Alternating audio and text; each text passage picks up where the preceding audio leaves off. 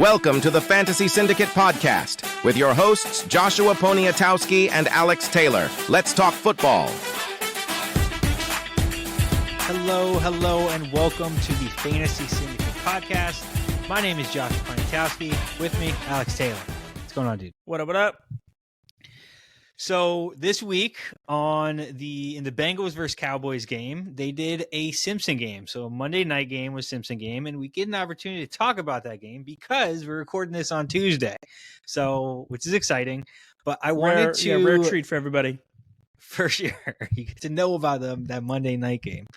But I wanted to show you some pictures because for those of you that don't know, they did a Simpson game cast, which is done before with like Toy Story and stuff like that.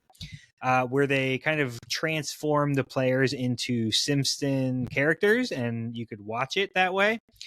And it's funny enough, they were actually trying to move this game to a different time slot, and they weren't able to because of the Simpson like graphics and stuff that they already put together. But I'm going to show you some pictures. I want you to rank them from like most accurate to least accurate. Like give a 1 through 10 on what your thoughts are there. Okay, so like I'm not ranking. I'm just like giving them like a 10 out of 10 essentially. Yes, if you think the character looks exactly like them or not. So 1 out of 10. For those who listen to the pod, we're sharing images. So just kind of bear with us as we get through this section. But you'll at least get to hear about what Alex thinks about these images. All right, so here we go. First up is Jamar Chase. It's not bad. I feel like the shape of his head is a little off. It's kind of like longer and kind of like squarer at the top. But overall, pretty good. It's like a 6. 6. Okay. Yeah. The head shape for sure. I just don't think they connected with that one. Like Agreed, if totally. I didn't know, like if he wasn't wearing a Bengals shirt and someone just showed me that and said it was like what NFL player is, I don't know if I would have been able to come up with Jamar Chase there. Agreed. All right, Zeke. But I would have called Zeke there. I don't know. The nose sure. ring sells it. Obviously, they made him like kind of like a little crazy looking. I feel like his hair is even like wilder than normal. That's pretty good. Pretty good. It's Zeke. So at 7.5, almost an 8. 7.5. Okay, giving half scores. Very nice. All right, CeeDee Lamb. You definitely know it's CD. He's got kind of like Jags colors in his dreads, which is kind of interesting. Yeah, that was weird. I feel like they made like the shape of his head kind of wonky, but you definitely know it's CD. So I'm into it. That's like maybe I'll give that one an 8. I'll give that one an 8 because you definitely know it's CD. Yeah. I guess he just has a look to him. For sure. Like you see this, same with Zeke. You see it, you're like, all right, these are who these guys. All right, last one is Joe Burrow. Why did they make him so yellow? What is this? And they gave him absolutely zero chin. They did him so dirty. They did him so dirty. He looks so like wimpy too. Yep. I mean, they gave him the frosted tips up top, so I guess maybe that would have helped you get there eventually. But I do not think I would have known that was Joe Burrow without it. That's like a 2. It's literally all neck. Like it's lip and then neck. There's no chin. There's no like they were just like screw that. We're stopping. We're stopping at his mouth. So and for a man known as Joe Cool, they just like did him dirty like that. They did. They didn't care. And I think when they showed it to him, he was like, "Whoa, I don't have a chin. Let me draw that in." So he like drew it in on. He also thought the same thing. So I did see there was a pretty good picture of Mr. Burns and Jerry Jones like up in the box, just being like the evil old guys, and that was pretty good. I enjoyed that. I wonder what Jerry thought about that. I wonder if Jerry likes being known as like a equivalent to Mr. Burns, but who knows? He probably didn't even watch the game or even know how to turn on his TV, honestly. But I'm sure after the fact someone told him as well. That's all I'm saying. That's true. Eventually, That's true. He paid somebody to come in, servant, to turn on TV and show it to him. But moving into playoffs, man, the playoffs start for some teams this week. 16 playoffs are getting in full effect. It's exciting. All the effort and time that we put in, like a little glimmer of hope for those of you that made the playoffs, but job's not done, right? Job's not over. Talking about the rules though with playoffs, I know some leagues are very highly opposed to locking teams out of the playoffs who are not in contention from making any waiver wire moves or any types of changes. So if you make the playoffs, you can make waiver wire moves. If you don't make the playoffs, you just cannot make any moves. You're just kind of stuck with your team. It is what it is. No losers bracket adjustments for you. So what are your thoughts on that? What are you feeling on that? I mean, I would say overall, I'm in favor of locking teams, but you do get leagues who do have a consolation bracket, and maybe they do have a really severe last place finish penalty. And in which case, people are just, which kind of makes it more fun and gets everyone involved to the very end. But I can see how if you're going in the championship game and you get sniped by someone in like an 8th place game or something like that, I would be so pissed. It'd be very frustrating. Well, there is that. I don't know if you saw the Reddit post. I think it was last week. Some guy was last in the league. He hadn't made any waiver wire moves all year. He was going to get kicked out at the end of the year. And then he spent 100% on his fab on Isaac Guerrero. And everybody was like, what the heck, man? So those types of situations you avoid by locking teams out. So I get it's pretty iconic. I love it. Yeah.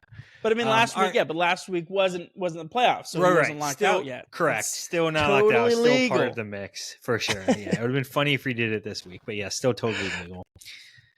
So one of the things we're going to add is I'm going to look maybe and identify some interesting stats of the week. So like stats maybe be aware of just to help with start-sit decisions the following week. You can kind of take these how you will. And so the first stat of the week was Braelon Allen. We knew we thought he was going to be kind of running back one, be the guy. He was the premier running back all year long.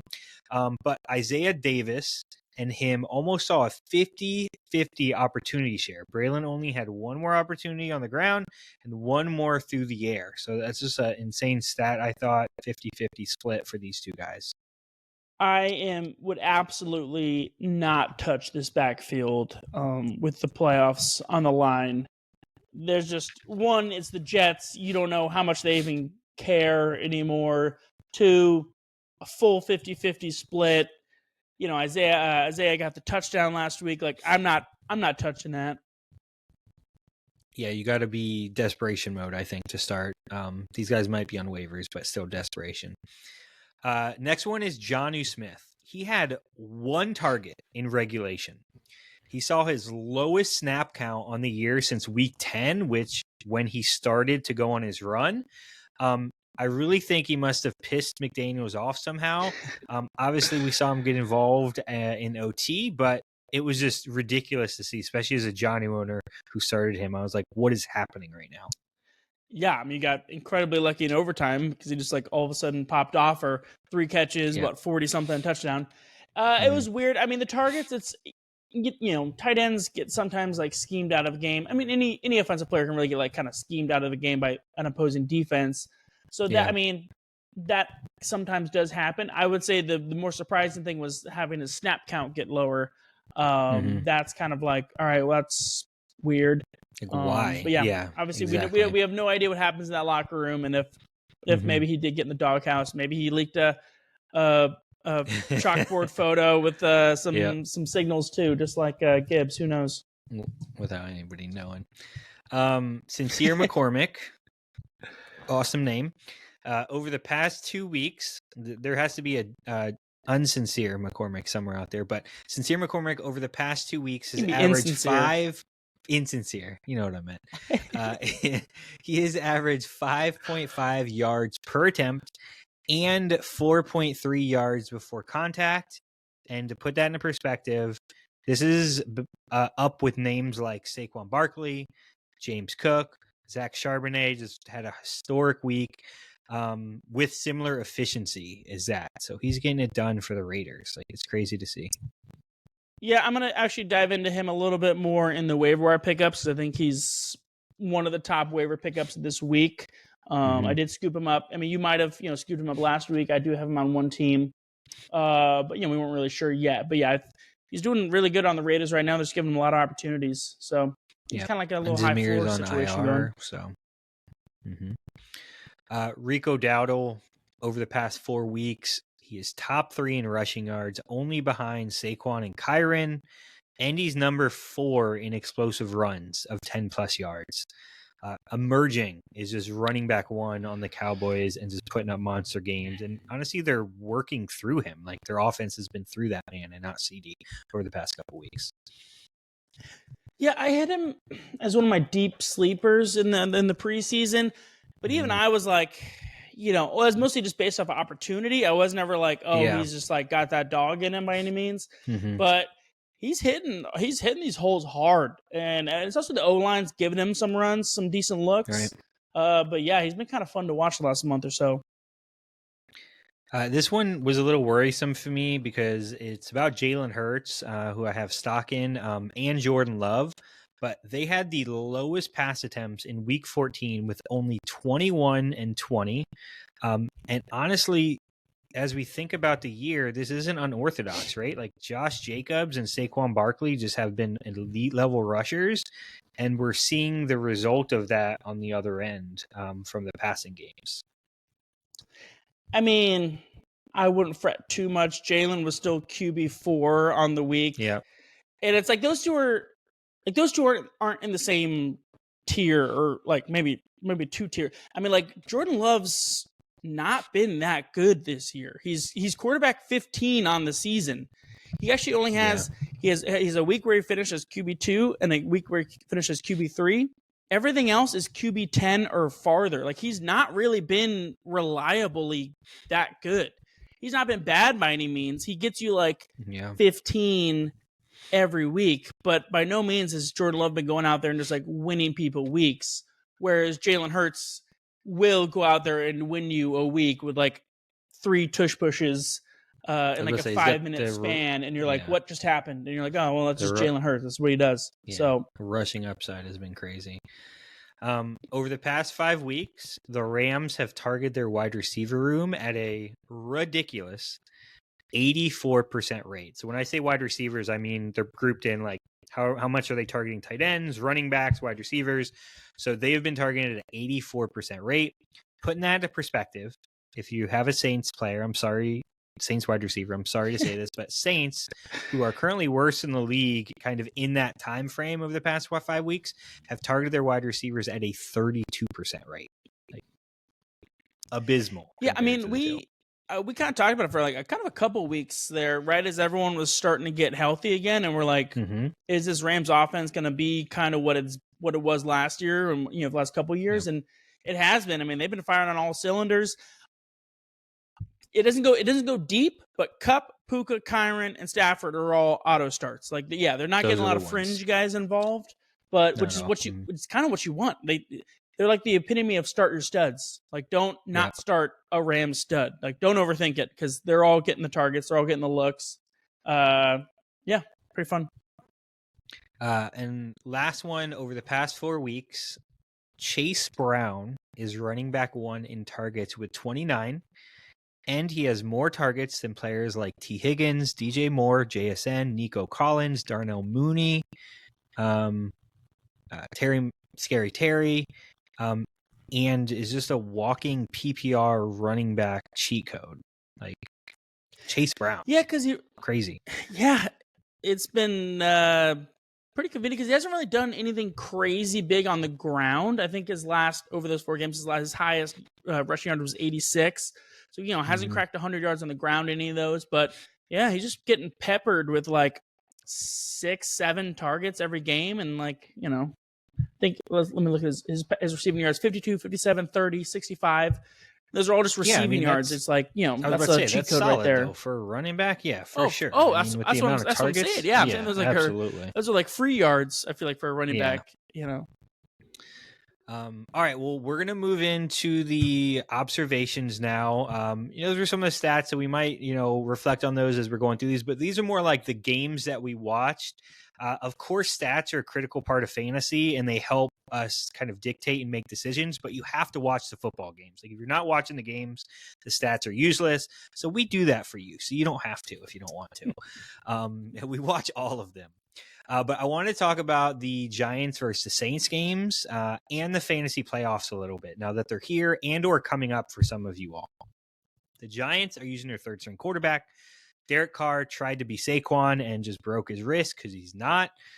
So they're starting to back up quarterback. If you watch that game, it was pathetic. Like, both teams did almost nothing. Fourth quarter, the Giants finally got involved in some way. And the reason why I bring this up is because the defenses that you play in the fantasy playoffs are important. And I think they are just as important as you getting an advantage when it comes to, for example, Saquon Barkley. He's running back one. If you had the opportunity to pick him up off waivers and stash him for a week or two so that you could have the best upside and best opportunity in the running back position, you would do that.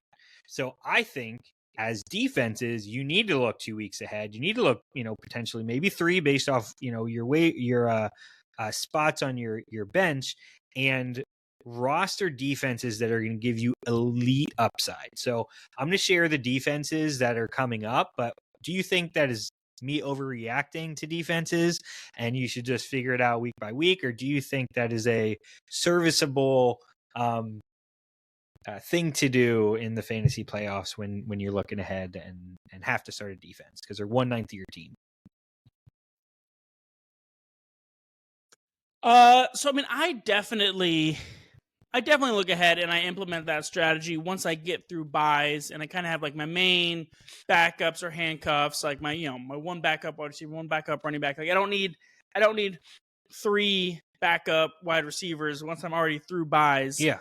But you do got to err on the side of caution. I mean, Arizona was a hot streaming defense last week, and then in a lot of scoring settings, they went out and got negative against Seattle.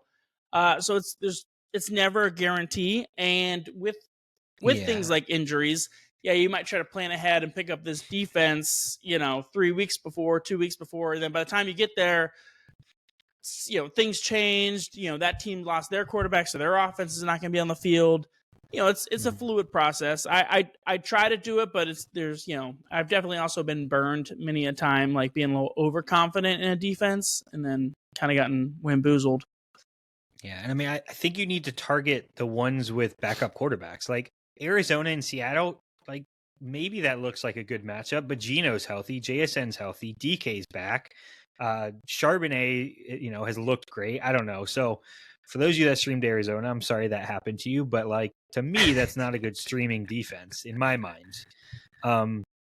So, just some of the teams to target and think about. So, week 15, the Ravens play the Giants, the Commanders play the Saints, the Jets play the Jags, and the Falcons play the Raiders. As you can see, all of them are starting backup quarterbacks.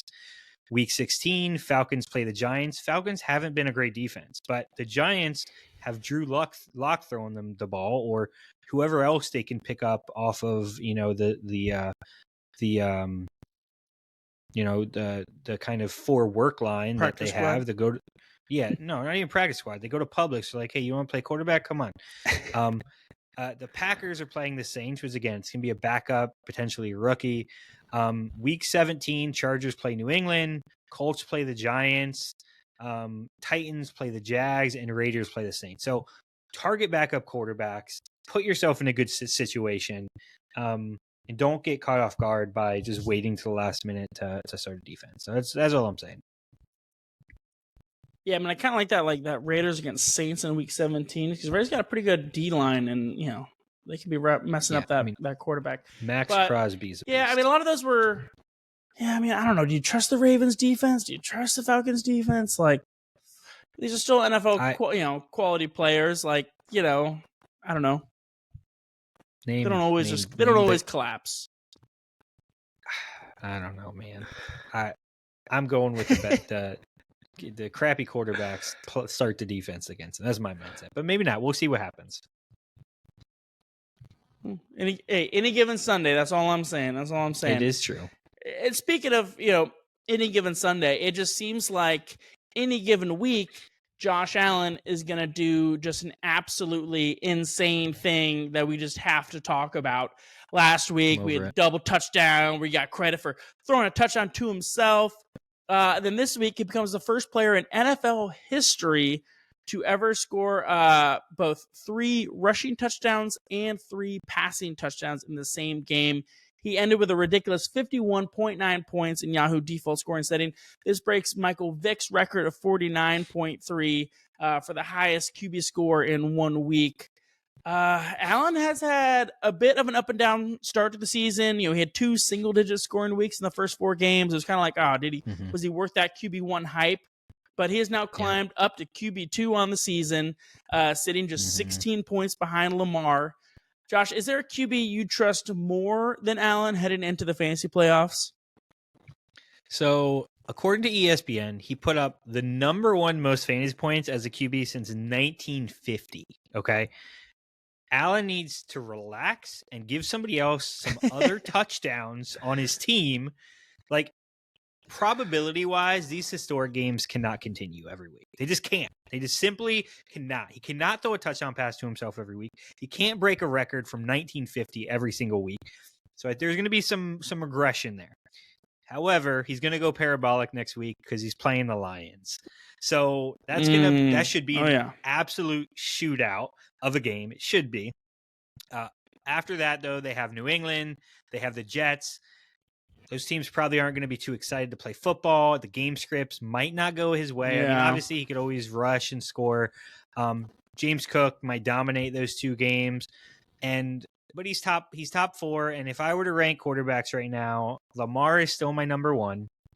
Allen is number 2, then Hurts, and then Burrow. And that's my order of QB preference. I'm favoring the Russian upside always, but I still prefer Lamar. Allen this week. Give me Allen this week, and then I'll take Lamar in the future. All right. Since we waited until Tuesday, right, to record this week, we can talk about Monday Night Football. Bengals, they should have taken care of business handily, right? Like the Cowboys were pretty much down and out, backup quarterback. But Rico continues to perform clear-cut running back 1. The Bengals can't stop anybody. It's clear. This is great for fantasy. I love having Burrow. I love having T. I love having those guys. But Tee Higgins literally did not do anything.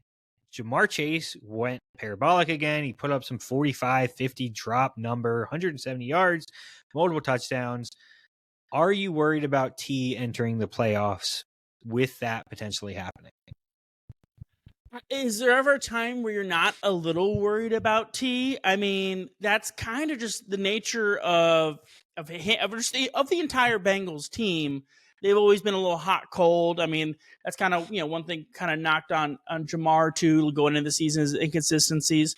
And T's right there. I mean, I just think if you've made it this far with him, in his career, you kind of have a general understanding of the inherent risk of the inconsistency. I mean, so looking at his numbers. So week 3, when he came back, 7 points. After that, he put up 12 plus points every single week, and then he drops to 4.3. So he has been consistent in my mind. So, but again, with something like that, with Jamar going crazy, there's always that chance. Sorry, I didn't mean to cut you off there. Oh, you're good.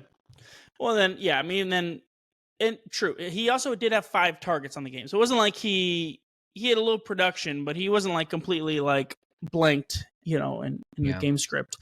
But it's talking about just, inconsistencies. The Atlanta Falcons are in the midst of just like a complete collapse. I mean, at least in their passing game. Kirk Cousins has now gone 4 straight games without a throwing touchdown.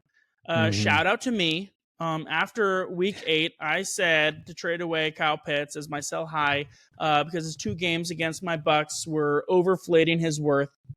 Since then, he's only scored more than 2 points once in 5 games. 2 points was his highest, only got 1 time. Drake London, he's getting like some yards, but I mean, he hasn't cracked 15 in 6 straight. So he's not giving you like beastly wide receiver 1 numbers. It's just kind of like steady floor. Bijan has been solid. Bijan's been putting up like 20 every week. Been great. But I mean, Josh, the Falcons, they have the Raiders and the Giants coming up. Do you think these are like some get-right games for them to kind of, shake off that rust and get going? Or do you think the struggles continue? Yeah, I mean, we talked about the Raiders' D-line, so I think that's going to give Kirk some trouble, right? He's not the most mobile quarterback. He's old, and he's got ACL, bum ACL he's working on. So I think that'll give him some struggles. I think they're going to continue to rely on Bijan. If I know you gave a shout-out in Week 5 to sell high. I gave a shout-out before the season to avoid that Kyle Pitts bum at all costs. So I'm just going to throw that out there. I mean, I'm not trusting Kyle Pitts to start. There's no chance I'm starting him in the playoffs. I don't care if he goes for 1,000 yards this week. I'm not starting him next week. Bijan is London automatic for you? I don't think he's automatic, but he is a wide receiver 2-3 range. Absolutely. I think it'd be hard not to start London based off of who you have. Like, I'm starting T over London for sure, though. Even though T's wide receiver 2 in my mind, just because the way Kirk has, and there's been rumblings. Obviously, this might not be true, but the coach already came out. He said, "Hey, Kirk is our guy. We're playing him. We're starting him." But there's been rumblings of Penix, right? You got to remember they drafted a quarterback high, right? Like, I know they're in the playoff hunt, but if the quarterback's not getting it done, right, you got to make some adjustments. You just said, how many weeks was it with no touchdowns? That's a long time. 4.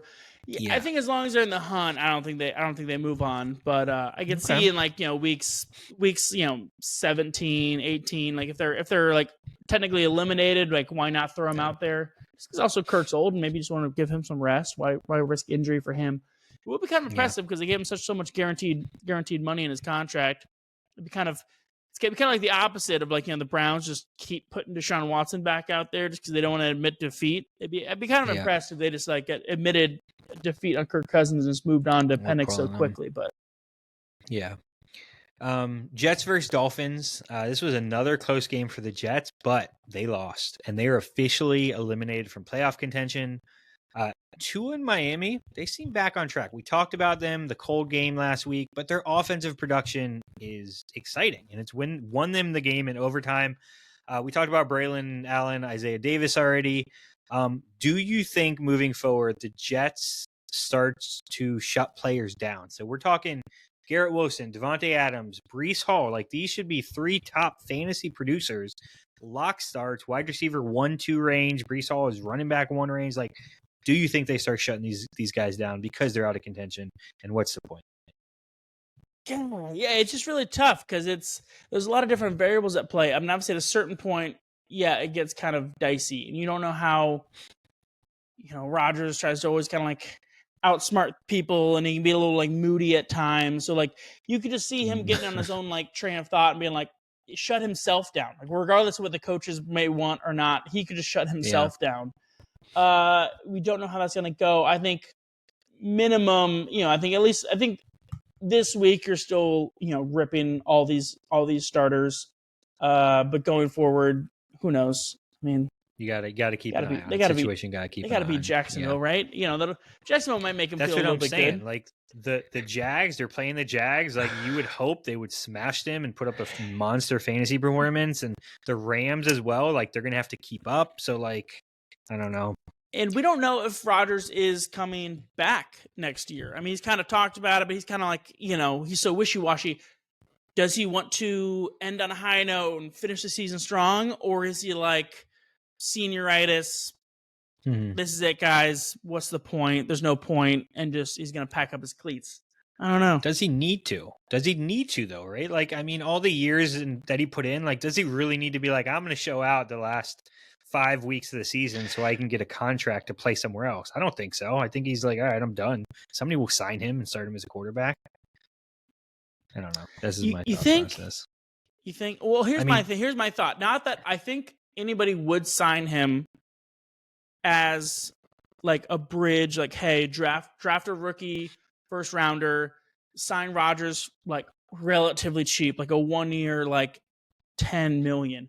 I don't think anyone is giving him what the Jets did, where it's oh, here's the keys to the franchise and you run the ship. I don't think anyone's going to give him that much control. No. And I'm just curious if his ego would let him come in without that much control, or he'd be no, I got it, guys.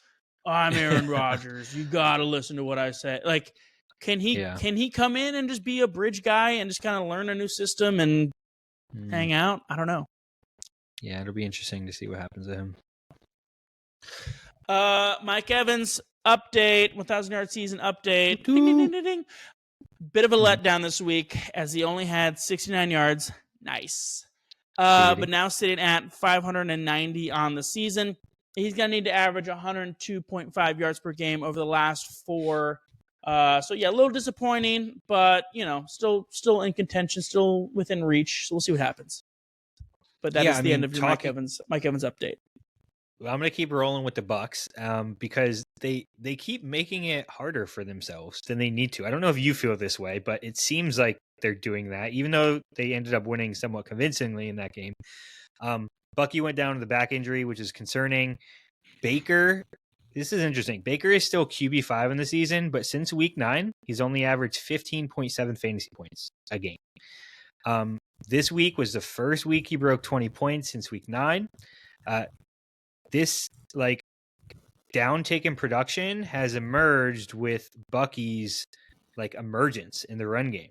So if you're a fantasy owner, are you exploring other options than Baker in the playoffs? And I do actually have a Baker on one of my playoff teams, and it has crossed my mind. And we got the Chargers this week. Number 1 scoring defense in the NFL. So it's a tough matchup. But you got to look at what are the waiver wire options? Who else is out there? Like for me, it's if I don't do Baker, I can either do Russ against a tough Philly defense or Jameis against a tough Kansas City defense.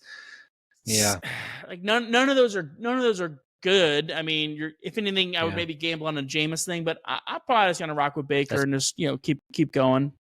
I agree. That's probably what I would go because Kansas City, they have their defense has been elite. It's really been more so their run defense, but the Browns can't run the ball to save their lives.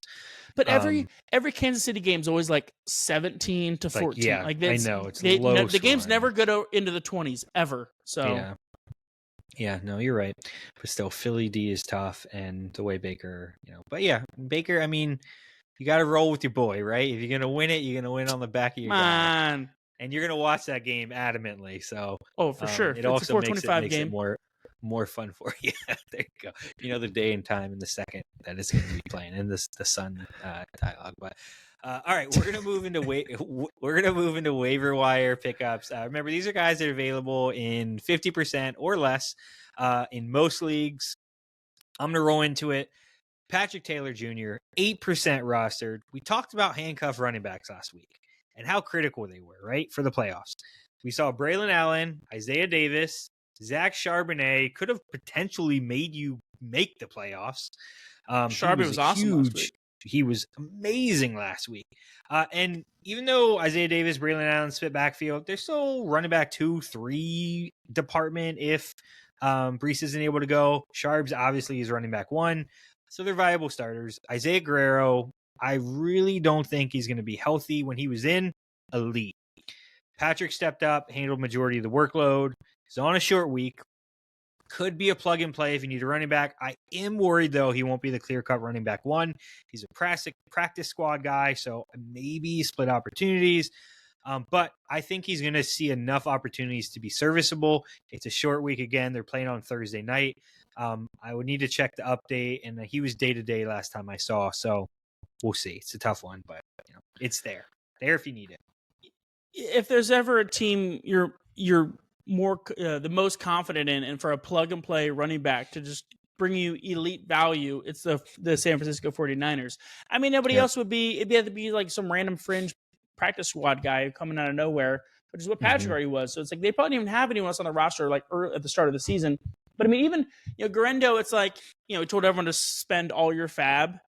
Right, it worked out. And even though it was only 1 week, it was worth it. If you were on the cusp of making the playoffs, and he won you that playoff spot, that's worth all your fab.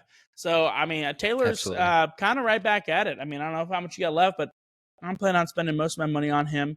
And then as a backup, and because I was set a backup backup waiver wire pick for running back, Mm-hmm. is the guy we talked about earlier, sincere or insincere McCormick. The third-year RB who's never made it higher than the practice squad is finally starting to get touches. Never played for 3 weeks ago. He got five opportunities, then it went up to 14, and now he got up to 18 opportunities. He had all but one of the RB carries for the Raiders. Oh, and he's also averaging 5.5 yards per rush. He's still looking for that first NFL touchdown, which he's going to be hyped for. And this is a Raiders offense that is rough at times. There's no hide behind that. But he faces Atlanta, Jacksonville, and New Orleans during the playoffs. Those are all bottom half rush defenses. We've seen how these last minute injuries can pop up. So, KW3 going down, Ladd going down, like all these people just dropped like flies last week. Mm-hmm. So I like McCormick as a pickup and as an emergency flex play. Yeah, and the Raiders are out of playoff contention as well. So why not give the young guy an opportunity to perform and show out and see what you have for next year? And he did this against, I would mention, a stout Kansas City defense. So a testament to, him, being able to still get it done against a great defense. Guy I'm going to talk about, next guy, is Cedric Tillman. He has been kind of a whisper out there. Everybody's forgotten about him because of his concussion. He's been injured for 2 weeks. He's 48% available in leagues. Again, they play Kansas City's tough squad, against the run. But people forget he was getting almost 10-plus targets a game. Jameis is back to himself. I think he got reverse LASIK, honestly. He was like, I'm going back and getting LASIK again. My eyes are too good. I need to make them worse. Because he's been literally touchdown, interception immediately after I say something. It's just how it works. Full experience, Yeah. So they have no run game. They're going to have to throw the ball to keep up with teams. I look at him as like a low-end wide receiver 3 with wide receiver 1 upside because Jameis is stolen the ball. Obviously, Njoku's the guy to own there, and Jerry Jeudy's emerged as a guy as well. But the guy's, Jameis throwing the ball a lot of games. So you just got to go where the opportunity is, and he looked good when he was on the field. A different wide receiver I'm going for, and a guy who I actually talked about last week, but I'm going to talk about him again because he's still out there in a lot of leagues, is old, reliable Adam Thielen. Last week he was sitting at 34%. He went up a little bit, but he's still only at 43% owned. So that's still more than half the leagues is out there. And I said, I prepped people for last week. I was like, hey, pick him up, but it might be a tough game since up against that very stout Philly defense we talked about. But to have faith in his long-term potential. Well, guess what? Homeboy went out there and cracked the century mark anyways. 9 catches on 11 targets for 102 yards. This is a Carolina team that is trending in the right direction, and they are that perfect blend of out of contention, so they're playing loose, but they also want to win, which is kind of rare. Like, they're not tanking for draft position. They want to see if Bryce is the real deal. They want to see him play well. They want to see him prove that they have potential going into next year. So they got the porous Dallas defense coming up. They've been a little bit better. They got Jerron Bland back, so their secondary is a little bit better than it has been. But I think Adam Thielen needs to not only be picked up, but I think he needs to be started. I think he produces a wide receiver 2 down the stretch. Okay. Yeah, when you mentioned Thielen last week, I was absolutely out on him. I did not want any part of him. I'm just being honest. I didn't want any part of him against that Philly defense. Like, Philly has shut everybody down. And so I didn't, I just didn't want that. Tides have shifted. Absolutely. Now that we've seen him even produce against Philly, like this week, I would have been absolutely same page as you. But last week I was like, man, Philly, I don't think I want to start the man, but he's getting opportunities and he's looked like the best wide receiver on that team, especially when you got Xavier Legette dropping touchdown passes to win the game at the end of the game.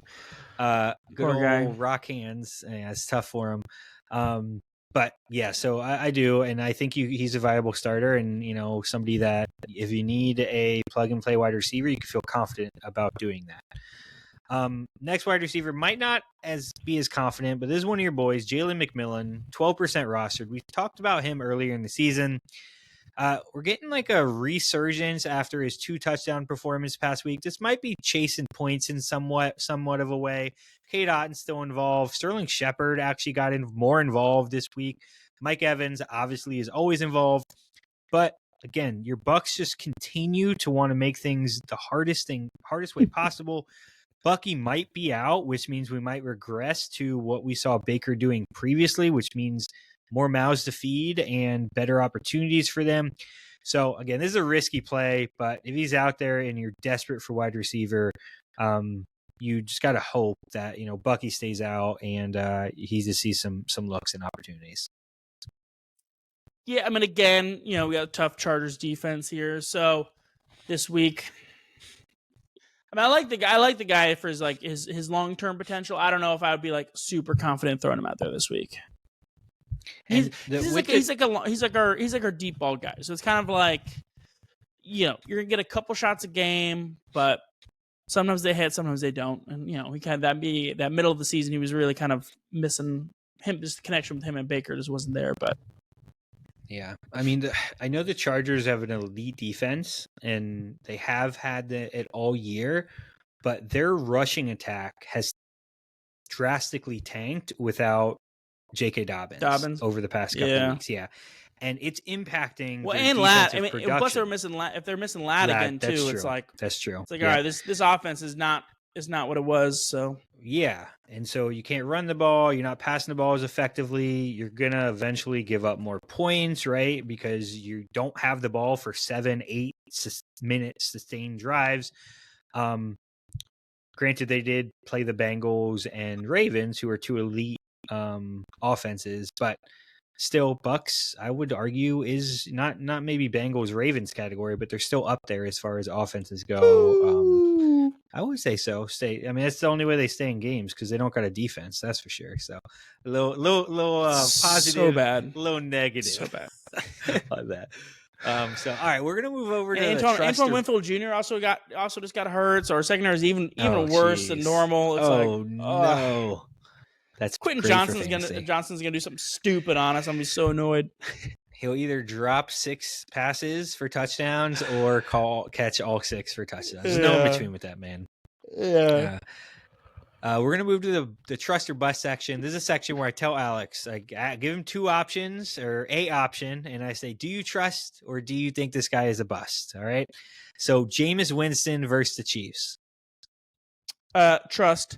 Only because it'll be really fun to watch him beat the Kansas City Chiefs. Just for oh man, that would be glorious. Dude, I'd be so excited. Like everyone would awesome. Lose their mind if Jameis Winston and the Browns, and who knows? Like they could.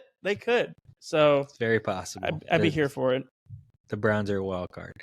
Jonnu Smith versus the Texans. Bust or trust? Trust. Not sure what happened last week, but the guy's a beast.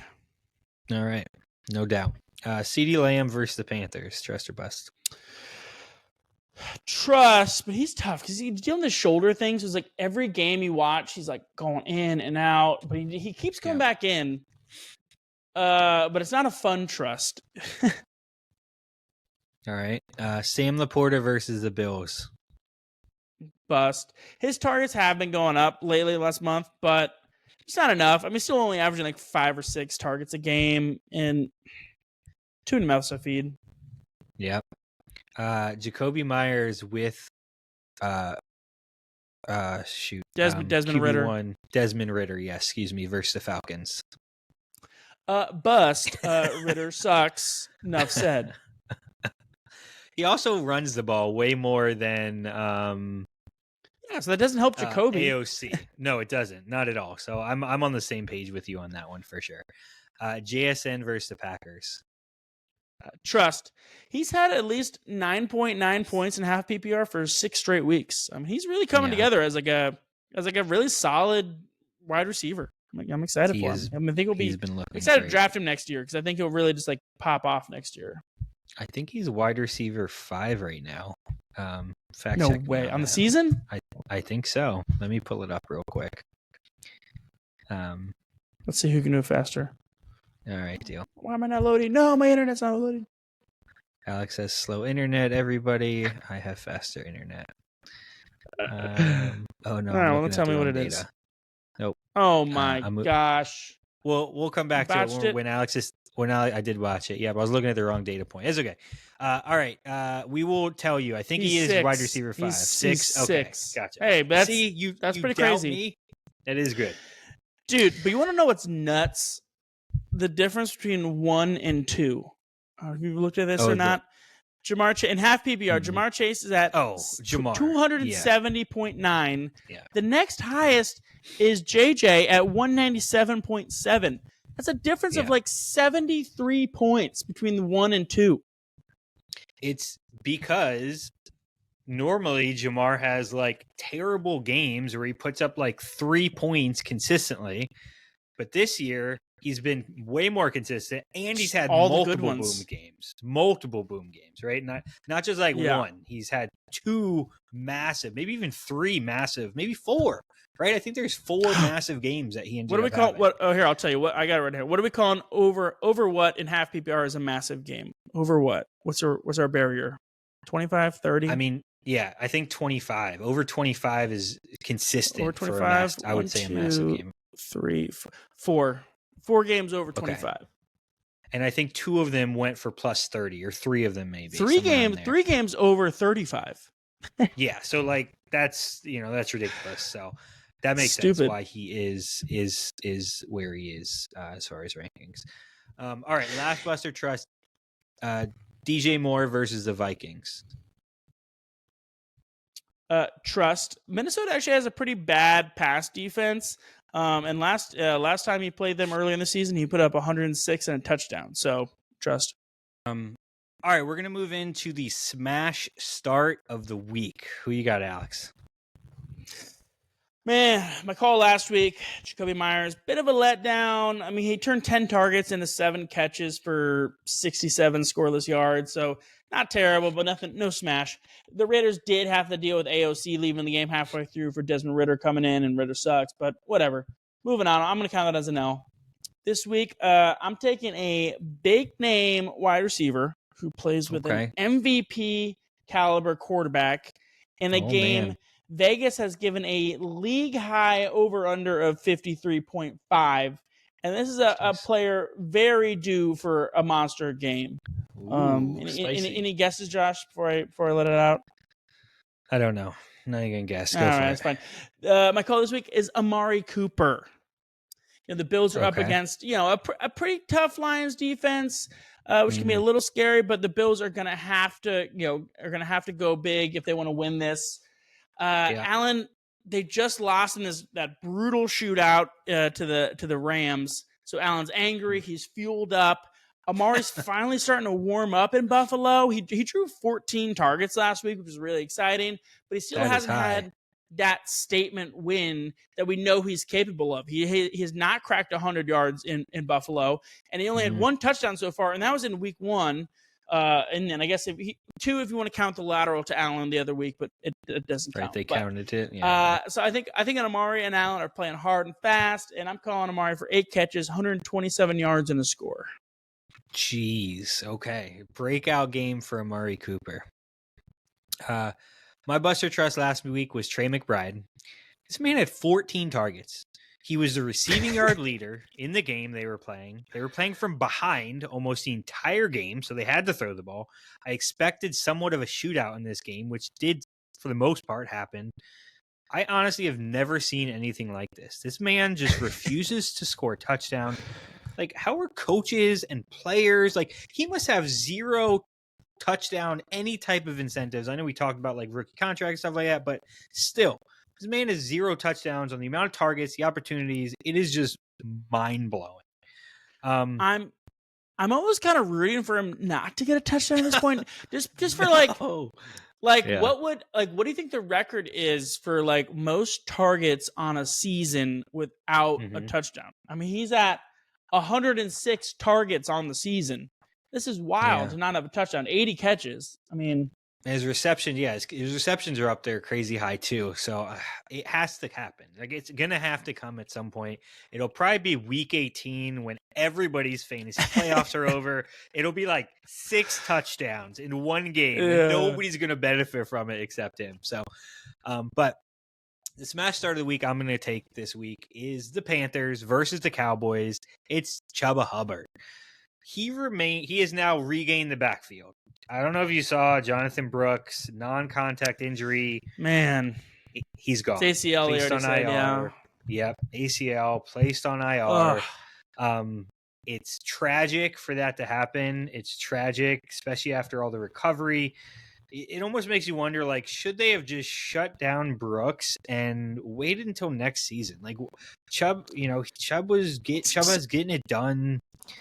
I don't know. So we're gonna have the exact same questions this time next year. Like, because the ACL will probably take him almost a whole year. So yeah, it won't. I don't think he'd be ready week 1. So it'll be Chubb. Literally, Chubb did break his leg twice though. So I guess this is twice, but it's back-to-back years. Yeah, so it'll be like Chubb's situation. He might come back week 9, 10. People will be talking about drafting him in the 11th round still, and I'll be telling you guys to not do that. And so it'll just come full circle. YouTube shorts about it. Yeah, exactly. It'll just come full circle. But I think he's gonna. I'm going with running back 1. I think he's gonna put up 100 all-purpose yards, receiving and rushing, 1 touchdown, put up a 20 spot for the week. He's gonna be great. Nice. If you're a Hubbard owner, you gotta feel good about bad about what happened, but good that you had him. You didn't trade him away. You held on to him. You got through the trials and tribulations of that split backfield.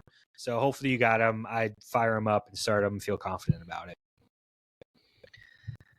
All right, folks. Well, that's all we got for you. Like and subscribe if you liked what you heard. If not, we appreciate y'all hanging out with us. And as always, go steal a championship. See y'all later. Peace.